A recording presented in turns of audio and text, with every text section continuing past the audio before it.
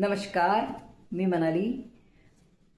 शेतकरी आंदोलक रविराज साबळे म्हणतात की शेतकरी मोर्चा काढणारे शेतकरी आंदोलक बच्चू कडू यांनी 6 महिन्यापूर्वी जो शेतकऱ्यांचा मोर्चा थांबवला होता तेव्हा ते चॉकलेट घेऊन आले होते आणि आता जी विधान परिषद मिळाली आहे ते चॉकलेट आहे.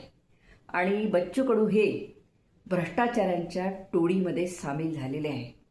मित्रहो, या ठिकाणी 25 वर्षापासून जी प्रहार संघटना आहे ती संघटना चालवणारे बच्चू कडू 25 वर्षापूर्वी रविराज साबळे यांच्यासारखी शेतकऱ्यांच्या पाठीशी उभं राहत होते आणि अशी शेतकऱ्यांच्या समर्थनार्थ भाषा बोलत होते. त्यामुळे संपूर्ण शेतकरी त्यांच्या पाठीमागे उभे राहिले होते.